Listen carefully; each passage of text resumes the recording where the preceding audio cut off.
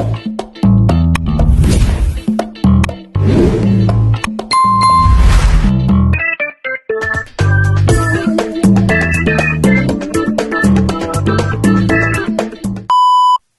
Everyone, welcome to my video. আজকে বানাবো হাঁসের কষা কষা মাংস। এই তো মাংস থেকে পানি ঝরিয়ে নিয়েছি, তারপর দিয়ে দিচ্ছি পেঁয়াজ বাটা, রসুন বাটা, আদা বাটা, তারপর কিছু কুচি করে রাখা কাঁচা পেঁয়াজ দিয়ে দেব এর মাঝে। কাঁচা পেঁয়াজ, কুচি করে রাখা পেঁয়াজগুলো দিয়ে দিতেছি। বেশি পরিমাণে দেবো না কাঁচা পেঁয়াজটা।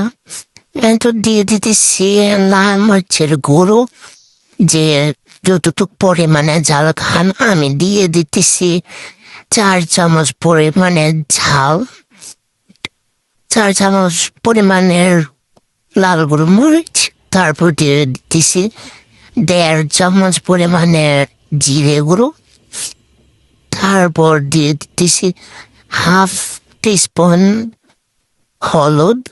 তারপর দিয়ে দিছি 2 চামচ লবণ, স্বাদ মতো। যার যেরকম পরিমাণে লবণ লাগে একটু কম বেশি করে দিয়ে দেবেন। তারপর দিয়ে দিছি তেল। তেল দিয়ে তো এই তো মিক্সড করে নেবেন। মিক্সড করে যত ভালো মিক্সড করবেন ততই মাংসের ভিতরে মশলাগুলো ঢুকবে। ভালো করে মাখিয়ে নেবেন। এই তো ভালো করে মিক্সড ভালো করে যত পরিমাণে মিক্সড করতে পারবেন ততই ভালো হবে।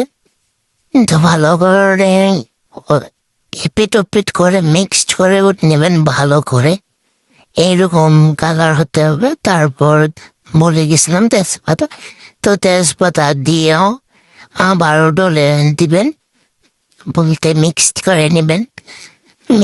করে নেবেন ভালো করে। যেভাবে তেজপাতার স্মেলটা কি মাংসের ভিতরে চলে যায় এরকম ভাবে মিক্সড করবেন ভালোভাবে। এই তো দিয়ে দিছি কড়াইতে তেল।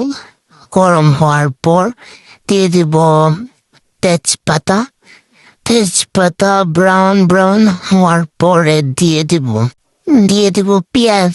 কুচি করে রাখা পেঁয়াজগুলো বড় বড় করে কাটবেন না, কারণ ব্রাউন হতে সময় লাগে, যেটা গ্যাসের অপচয়।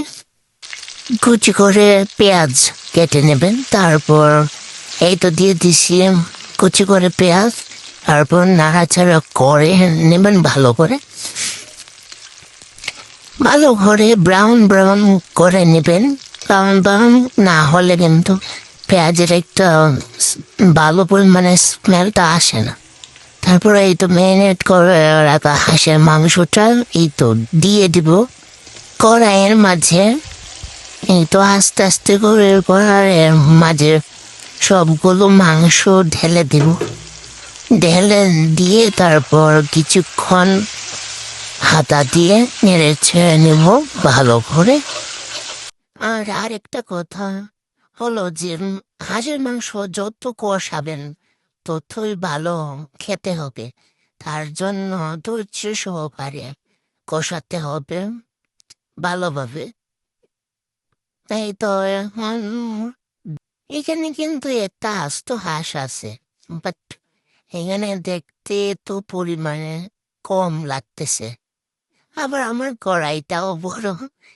যাই হোক, এই তো ঢেকে দিয়েছিলাম। ঢেকে দেওয়ার পর এইরকম কালার আসবে। তারপর কিছুক্ষণ নেড়ে ছেড়ে দেব। তারপর আবারও ঢেকে দিব। তারপর দেখবেন এই তো এইরকম কালার যখন দেখবেন কষে আসছে, ব্রাউন হয়ে যাবে। তারপর আবারও নেড়ে ছেড়ে দিয়ে পরিমাণ মতো সাইডে গরম পানি বসিয়ে দিয়েছিলাম, গরম পানি দিয়ে দেব। এই তো ঝোল দিয়ে দিস। এই তো হয়ে গেছে হাঁসের ঝোল।